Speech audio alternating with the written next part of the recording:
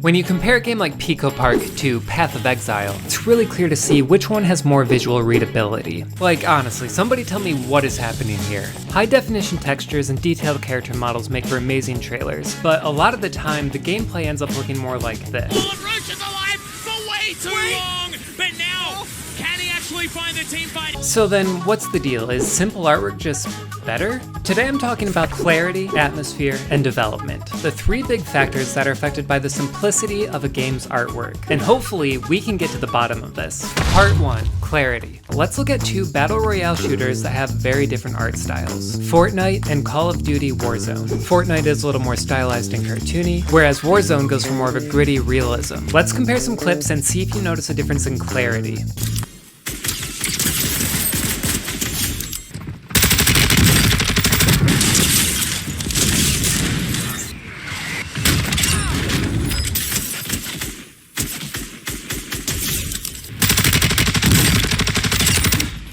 In Fortnite, the bright colors and soft textures created a clear separation between the enemy and their surroundings. Even at a distance, you could always tell where the enemies were. But in Warzone, everything bleeds together into this brown, muddy mess. I mean, look at this side-by-side comparison. Can you tell that there's a guy there? Half the time, you can't even see what you're shooting at. Alright, look, I'm not trying to say that Fortnite style is objectively better. The fog of war that you experience in Warzone is part of its appeal. But what I'm saying is that in most games, if the player doesn't know what to shoot at, that's a problem. And one way that can be fixed is with a simpler, cleaner art style.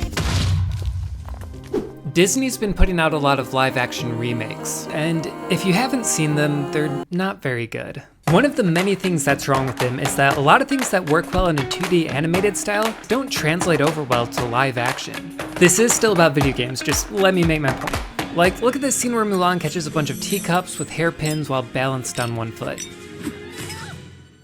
Doesn't this all just seem super unnecessary? Like, use your hands. I feel like this could have worked as a cartoon because cartoon characters can get away with doing unrealistic things because they are unrealistic themselves. The more lifelike something appears, the closer we hold it to standards of reality. A really realistic video game can't get away with pushing our suspension of disbelief quite as far. So imagine a game like Limbo. You're a small boy trudging through a terrifying and bleak world of darkness. It wouldn't be super tough to mimic this visual style in a way that looked more realistic and lifelike. But the moment you do that, the illusion of the game starts to come apart. If the character looks human, you suddenly expect him to start behaving human. And now you're wondering why he doesn't show any emotion, why he never speaks, how he's able to perform such athletic feats. Questions that never occurred to you when he was just an illustrated character. So just like in the Disney movies, Limbo's iconic atmosphere is only possible because of its simple art style. But there is a flip side. If you look at a game like Resident Evil, which relies on a more realistic and visceral horror,